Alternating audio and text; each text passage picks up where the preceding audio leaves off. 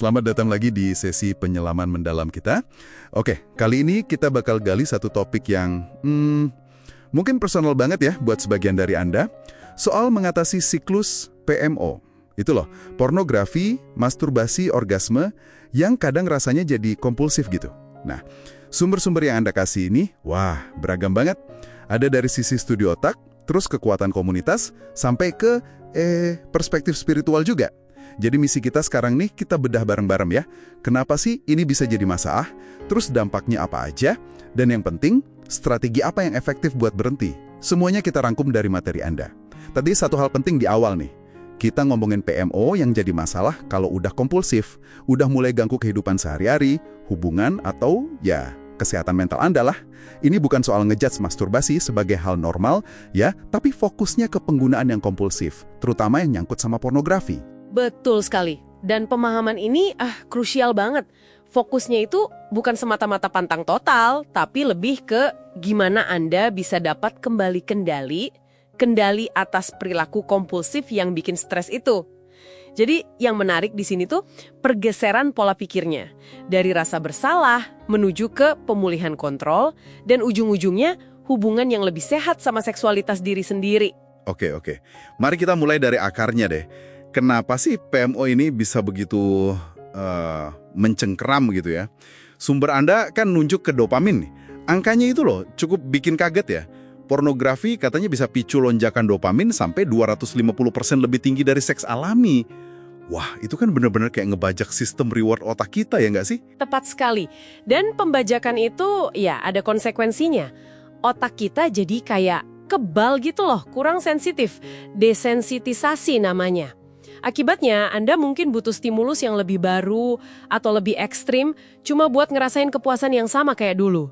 Otak jadi nganggap pornografi itu kayak sumber kelegaan yang penting banget.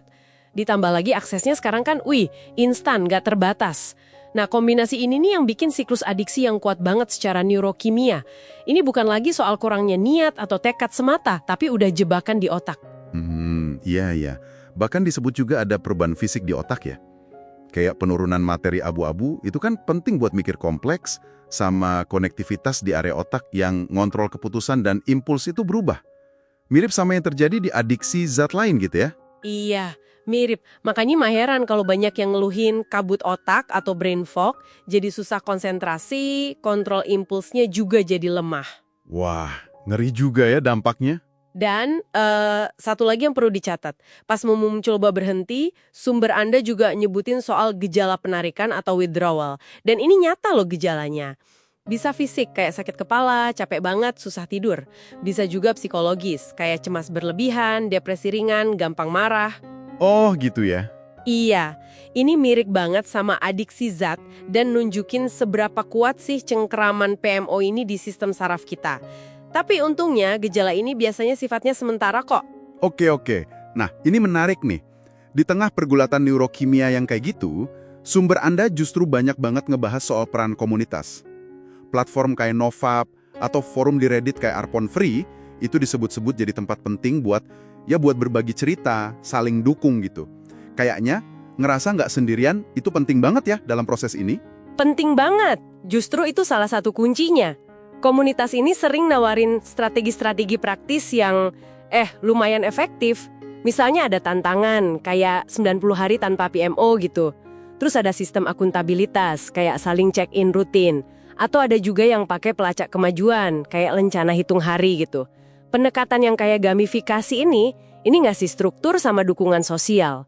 Dua hal ini penting banget buat bantu orang bertahan, apalagi pas lagi susah-susahnya. Masuk akal sih. Dan banyak anggota komunitas itu katanya ngelaporin manfaat nyata ya. Kayak jadi lebih pede, fokusnya ningkat, hubungan sama orang lain juga membaik. Tapi perlu dicatat juga nih, sumber Anda ngingetin. Beberapa klaim, terutama yang agak bombastis kayak kekuatan super gitu, itu mungkin lebih ke anekdotal ya. Bisa jadi efek placebo, atau ya emang dampak positif dari dukungan komunitasnya itu sendiri. Betul, jadi tetap harus kritis juga ya. Nah, selain dukungan sosial tadi, ada dimensi lain yang diangkat juga nih di sumber Anda, soal pencarian makna. Lewat apa? Lewat spiritualitas. Dan ini nggak harus selalu terikat sama agama formal loh ya. Idenya lebih ke gimana kita bisa nyari koneksi sama sesuatu yang lebih besar dari diri kita sendiri. Menemukan makna dan tujuan hidup lagi. Ada gagasan kalau adiksi PMO ini bisa jadi upaya buat ngisi kekosongan spiritual gitu. Oh menarik. Jadi gimana caranya? Praktek-praktek kayak meditasi, mindfulness, ini kan udah ada bukti ilmiahnya ya bisa bantu program ulang otak buat kontrol diri, atau mungkin doa, refleksi lewat jurnal, atau bahkan sesimpel nyambung lagi sama alam.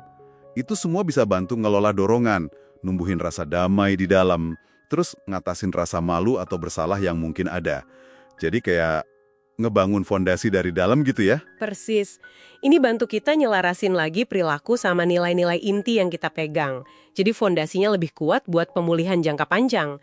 Nah, ngomong-ngomong soal strategi nih, sumber Anda juga nyorot intervensi yang udah berbasis bukti. Oh ya, kayak apa tuh contohnya? Misalnya terapi perilaku kognitif atau CBT. Ini efektif banget buat bantu Anda ngenalin pemicu, terus ngubah pola pikir yang nggak sehat, itu sama ngembangin strategi coping baru. Ada juga Acceptance and Commitment Therapy, ACT. Ini ngajarin gimana caranya nerima dorongan tanpa harus langsung nurutin sambil tetap fokus sama tujuan hidup Anda. Terapi bicara atau psikoterapi, modifikasi perilaku, itu juga penting. Oke, jadi selain pendekatan terapi formal itu, ada juga tips-tips praktis ya yang bisa Anda coba langsung.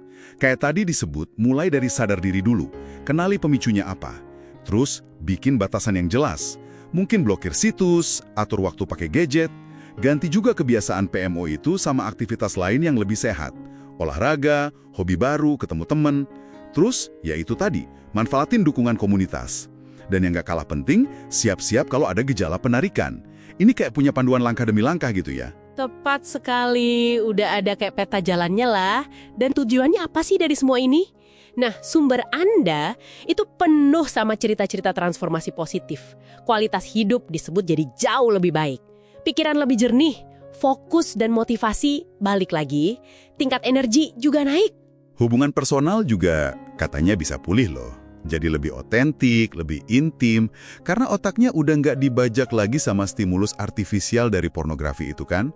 Kepercayaan yang mungkin sempat rusak gara-gara dirahasiain, itu bisa mulai dibangun lagi pelan-pelan. Bahkan secara anekdotal nih, ada yang laporin sembuh dari disfungsi ereksi yang terkait pornografi atau PIED. Jadi kalau kita tarik kesimpulan ya, mengatasi PMO yang kompulsif ini emang perjalanan yang kompleks, melibatkan banyak aspek, neurologis, psikologis, sosial juga.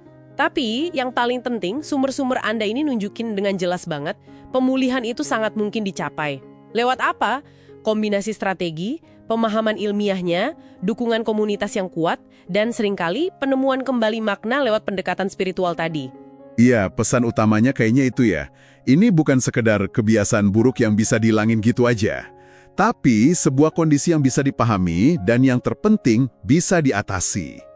Kesadaran diri sama keberanian buat nyari bantuan itu udah langkah awal yang, wah kuat banget sih dampaknya. Betul. Dan sebagai penutup nih, kalau kita lihat benang merahnya dari semua sumber Anda, itu adalah soal pemulihan kontrol. Mengambil alih kendali lagi. Nah, ini mungkin bisa jadi satu pertanyaan penting buat Anda renungkan lebih lanjut. Kalau nanti Anda sudah berhasil nih merebut kembali kendali dari siklus PMO ini. Pertanyaannya adalah, bagaimana Anda akan secara aktif dan sadar mengisi ruang mental dan waktu yang sekarang jadi lebih lapang ini? Gimana Anda mau pakai itu untuk membangun masa depan yang benar-benar Anda inginkan? Yang selaras sama nilai-nilai terdalam Anda? Ya, sesuatu untuk Anda eksplorasi sendiri mungkin ya.